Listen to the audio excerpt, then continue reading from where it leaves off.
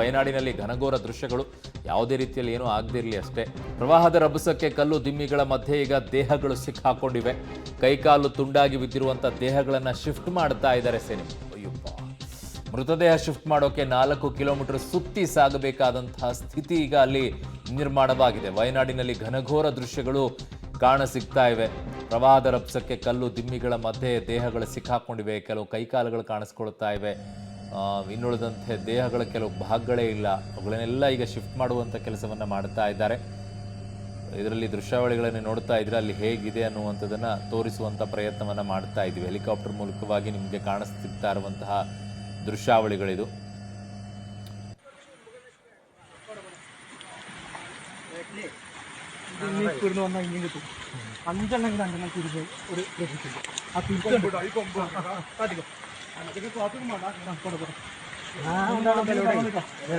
മാറണമെങ്കിൽ മാറിക്കോട്ടോ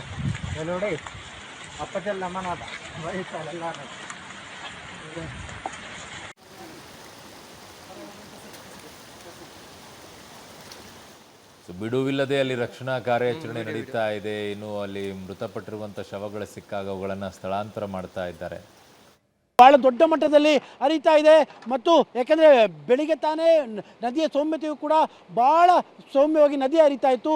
ಈಗ ಮತ್ತೆ ಅದರ ಭೀಕರತೆಯು ಕೂಡ ಹೆಚ್ಚಾಗ್ತಲೇ ಇದೆ. ಯಾಕಂದರೆ ಚೂರುಮಲೆಯಲ್ಲಿ ಈಗ ಭಾರಿ ಪ್ರಮಾಣದಲ್ಲಿ ಮತ್ತೆ ಮಳೆ ಆರಂಭವಾಗಿದೆ.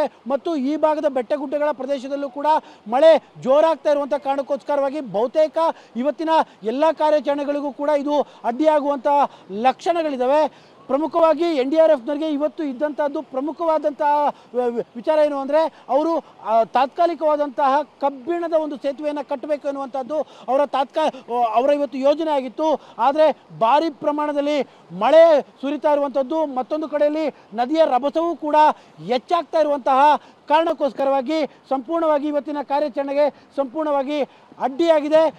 ಮಳೆ ನಡುವೆ ಒಂದಿಷ್ಟು ಕಾರ್ಯಗಳನ್ನ ಮಾಡುವಂಥ ಕೆಲಸವನ್ನು ಕೂಡ NDRF ಮಾಡ್ತಾ ಇದ್ರು ಕೂಡ ಅಂದುಕೊಂಡಷ್ಟು ವೇಗವಾಗಿ ಈ ಕೆಲಸ ಆಗ್ತಾ ಇಲ್ಲ. ಇವತ್ತು ಮತ್ತೆ ಬಿರುಮಳೆ ಕೇರಳದಲ್ಲಿ ಆರಂಭವಾಗಿರುವಂಥದ್ದು. ಕ್ಯಾಮ್ರಾ ಪರ್ಸನ್ ಕಾರ್ತಿಕ್ ಜೊತೆ KP Nagaraj, public TV, Wayanad.